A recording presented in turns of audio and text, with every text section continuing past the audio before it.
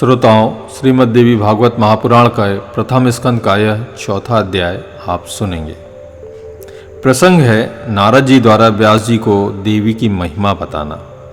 ऋषिगण बोले, हे सौम्य, महर्षि व्यास की किस पत्नी से सुखदेव जी उत्पन्न हुए, उनका जन्म किस प्रकार हुआ और किस प्रकार उन्होंने इस संहिता का सम्यक अध्ययन कर लिया।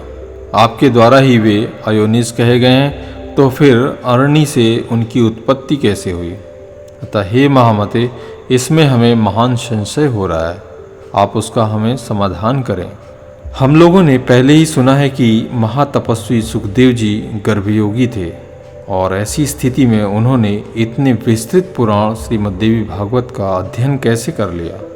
इस पर श्री सूत जी बोलते हैं, प्राचीन काल में एक समय सत्यव्रती के पुत्र व्यास जी सरस्वती नदी किनारे अपने आश्रम में गौरैया पक्षी का जोड़ा देखकर आश्चर्यचकित हो गए थे।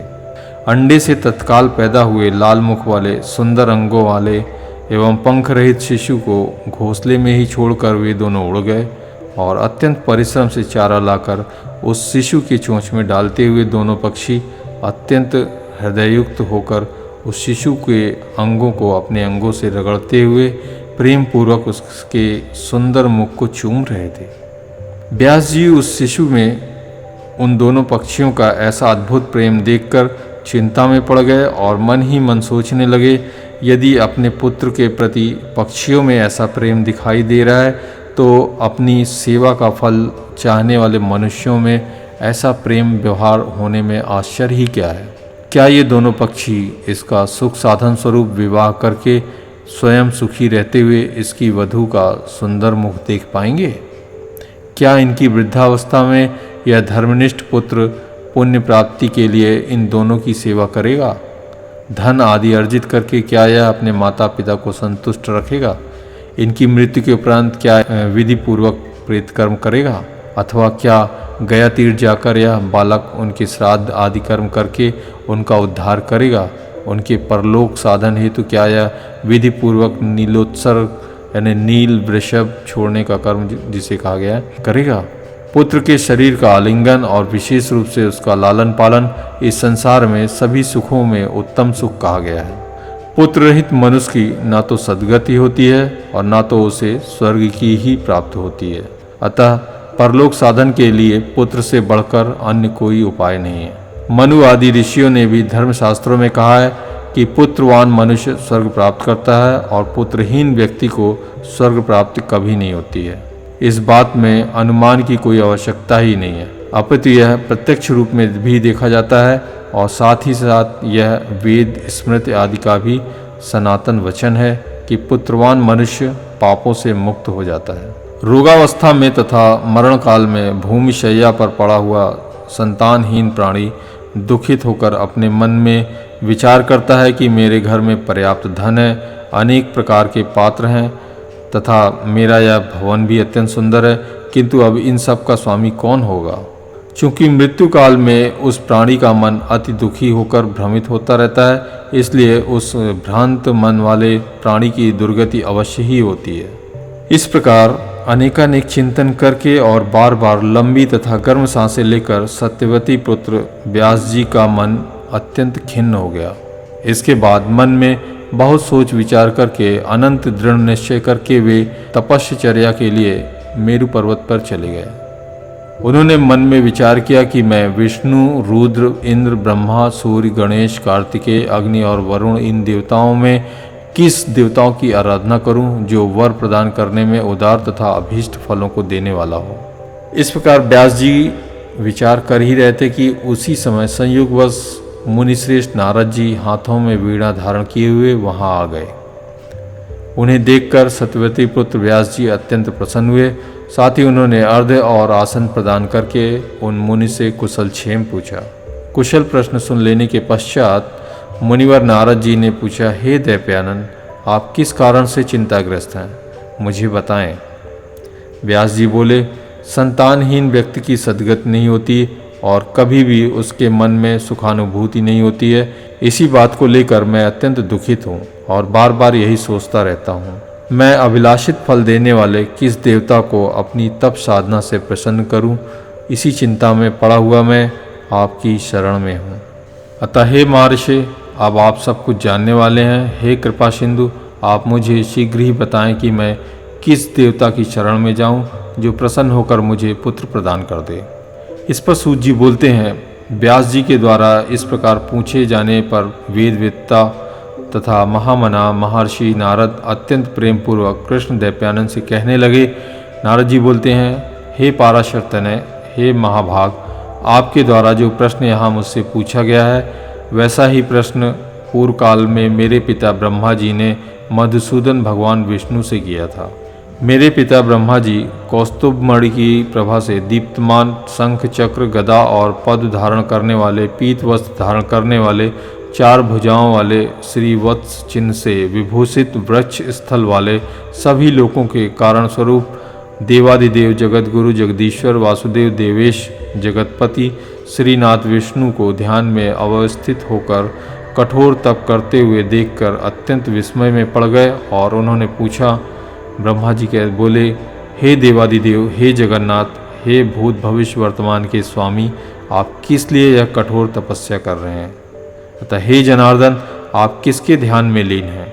हे देवेश, मैं यह देखकर मैं परम विस्मय में पड़ गया हूँ कि समस्त विश्व का स्वामी होते हुए भी आप ऐसा ध्यान कर रहे हैं। भला इससे बढ़कर अन्य कौन सी विचित्र बात होगी?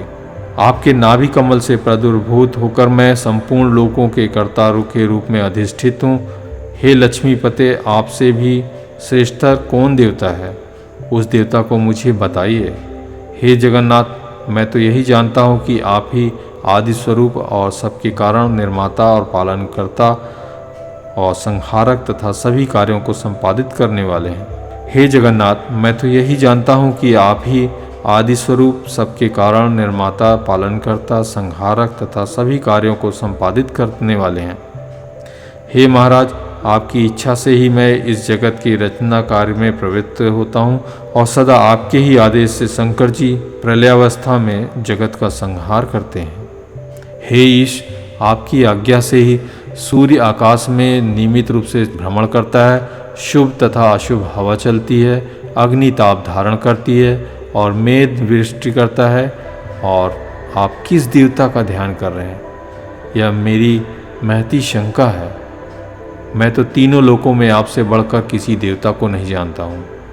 हे सुब्रत, मैं आपका भक्त हूँ, अतः कृपा करके अपनी तपस्या का रहस्य बताइए, क्योंकि यह सर्वविदित है कि महान लोग अपने भक्तों से कुछ भी नहीं छिपाते हैं। ब्रह्मा जी का वचन सुनकर भगवान विष्णु उनसे बोले, हे ब्रह्मा, आपको अपने मन की बात बताता हूँ, आप उसे एकाग्रचित होकर सुने।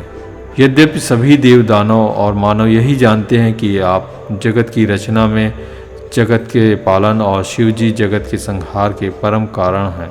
वेद तत्वज्ञान और विद्वान यह तर्क न करते हैं कि किसी शक्ति के द्वारा ही आप सृष्टि के कर्ता हैं, मैं भरता हूँ और शंकर जी हरता है। जगत की रचना के लिए आप में राजसी शक्ति विद्यमान है, मुझ में सात्विकी शक्ति स्थित है और शिव जी में तामसी शक्ति बताई गई है। उस शक्ति के न रहने पर आप ना तो सृष्टि की रचना कर सकते हैं, ना मैं पालन कार्य करने में समर्थ हो सकता हूँ और ना तो शंकर संहार कर सकते हैं। अतः हे विभो, हम सभी निरंतर उसी शक्ति के अधीन रहते हैं। हे सुव्रत, अप्रत्यक्ष तथा परोक्ष रूप से संबंधित दृष्टांत आप भी सुनिए। इसमें कोई संशय नहीं कि मैं परतंत्र होकर शेष शैया पर शयन करता हूँ और उसी शक्ति के अधीन समय पर काल का वशवर्ती होकर मैं शयन से उठता भी हूँ। उसी शक्ति का अवलंबन प्राप्त कर मैं सदा तपस्या करता हूँ। मैं कभी लक्ष्मी के साथ सुखपूर्वक विहार करता हूँ तो कभी दानवों के साथ अत्यंत भीषण शरीर को चूर्ण कर देने वाला तथा लोगों को भयभीत कर देने वाला युद्ध भी करता हूँ। अतः हे धर्मज्ञ, आप यह तो प्रत्यक्ष जानते हैं कि पूर्व समय में मेरे द्वारा उस महासिंधु में 5000 वर्षों तक भीषण बाहुयुद्ध किया गया था। हे देव, कान की मैल से उत्पन्न अत्यंत दुष्ट मनोन्मत्त तथा अहंकारी मधुकैटभ नामक दोनों दानवों का मैंने देवी की कृपा से ही संहार किया था। हे महाभाग, क्या आप उस समय परात्पर कारण स्वरूपा महाशक्ति को नहीं जान पाए थे? अतः बार बार क्यों पूछ रहे हो? उसी शक्ति की इच्छा से मैं परम पुरुष के रूप में महासागर में विचरण करता हूँ और विभिन्न युगों में कच्छप, वराह, नरसिंह तथा वामन के रूप में भी अवतरित होता रहता हूँ। तिर्यक योनि में उत्पन्न होना किसी के लिए भी प्रिय नहीं होता। मैं अपनी इच्छा से वामन, वराह आदि योनियों में उत्पन्न नहीं होता हूँ, अपितु इसमें उसी शक्ति की प्रेरणा का ही परम कारण है।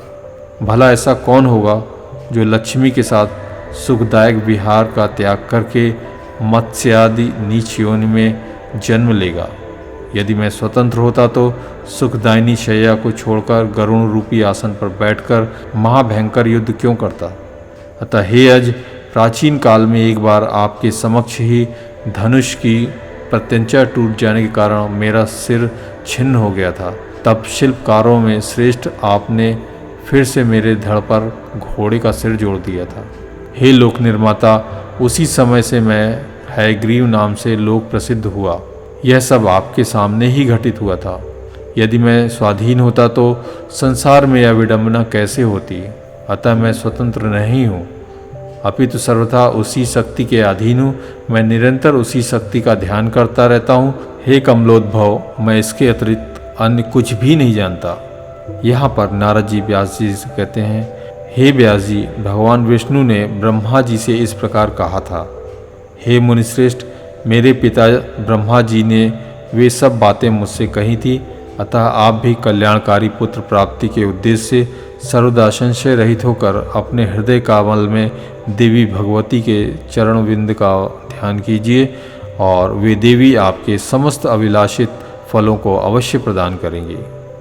सूत जी बोले, नारद जी के ऐसा कहने पर सत्यवती पुत्र व्यास जी देवी के चरण बिंद में अपना ध्यान केंद्रित करते हुए तपस्या के लिए पर्वत पे चले गए। इस प्रकार 18,000 श्लोकों वाले श्रीमद् देवी भागवत महापुराण संहिता के अंतर्गत प्रथम स्कंद का देवी सर्वोत्तम है ऐसे वर्णन वाला चौथा अध्याय यहाँ पर समाप्त होता है।